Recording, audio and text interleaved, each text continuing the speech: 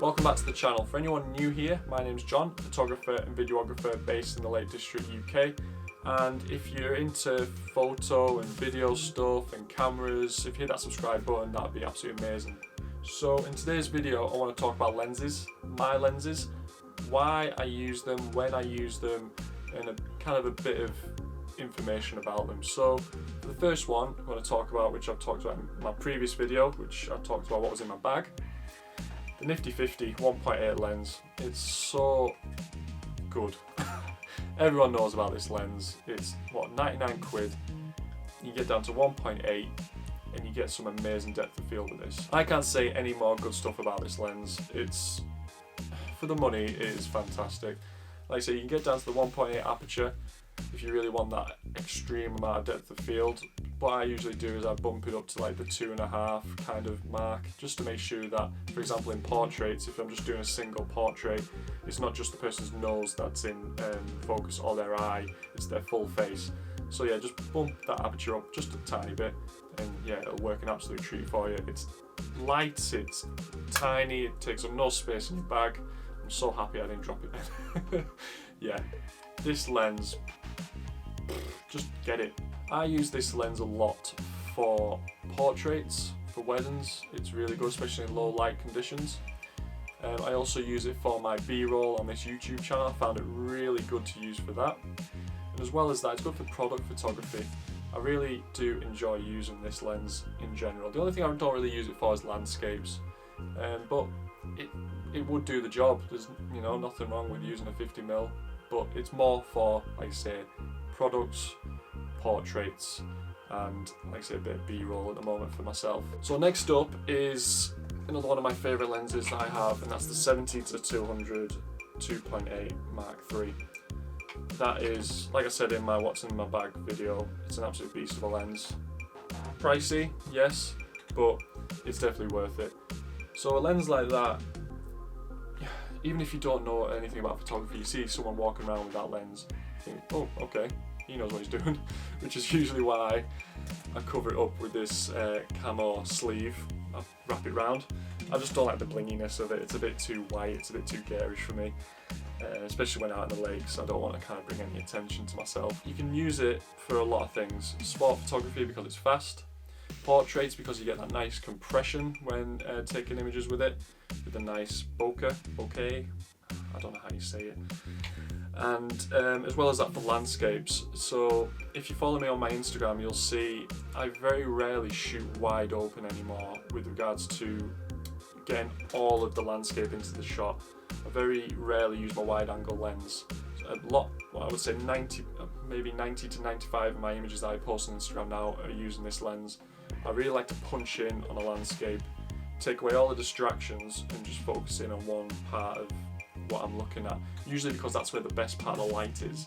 I need to get out of this actual routine of doing this because it's so easy just to shoot a small section of a landscape. I do need to vary it up a little bit, but it's because this lens is so bloody good that I use it all the time when I'm out in the lakes. If you see me out on walks, you'll see this on my camera more often than not. Unless I'm vlogging, of course, then I will use the wide angle lens. An absolute beast of a lens. I can't recommend a 70-200 or some sort of telephoto lens because they are great for, like I say, if you're into sports photography, you get that vary. You can go from 70mm to 200mm. I can really zoom in on the action if I'm doing sports photos. If I'm doing weddings as well, you can kind of stand back out of the way and kind of punch in on people so you don't get in the way. It's really good to kind of be a bit incognito for weddings.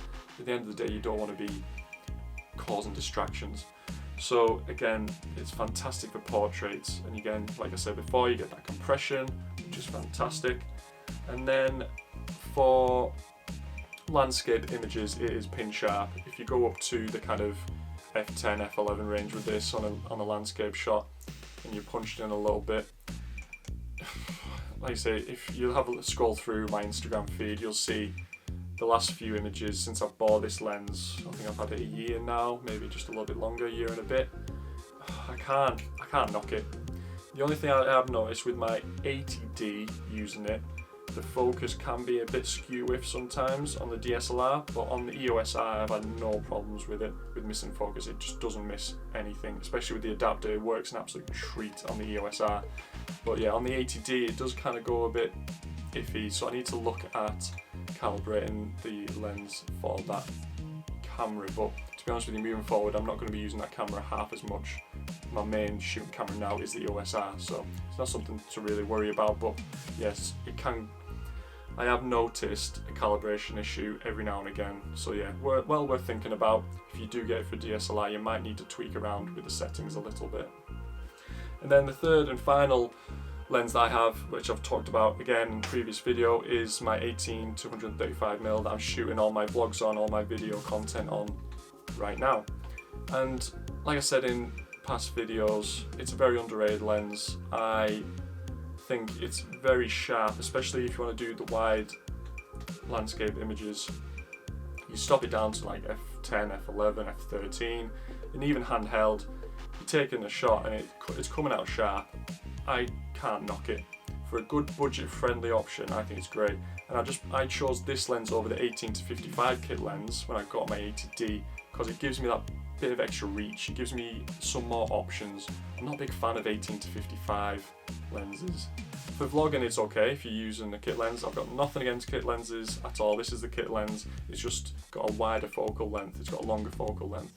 So again, if you want to get into landscape photography and you want a budget-friendly option, I would go for this one because it gives you a bit more reach. It gives you almost a telephoto style effect with regards to compression a little bit, and it gives you more options when shooting. So if you are on top of a hill shooting some landscapes, you can punch in down to the water's edge where there might be a boat in some nice light, or if you want to go wide, you can bring it back out to 18mm and get that wide shot. I can't recommend that lens enough. Between the three of them, I've got a good setup for now. Moving forward into 2021, I do want to upgrade this wide lens. I want to go for something at 16-35 kind of area, just so that it makes vlogging a bit easier. I can get an upgraded piece of glass which makes these videos better, and then the video work that I'm doing moving into the year will also improve on the better lenses. The good thing is to invest in decent glass. You've heard it hundreds, thousands of times from people on YouTube. You want to invest in decent glass to go on your camera.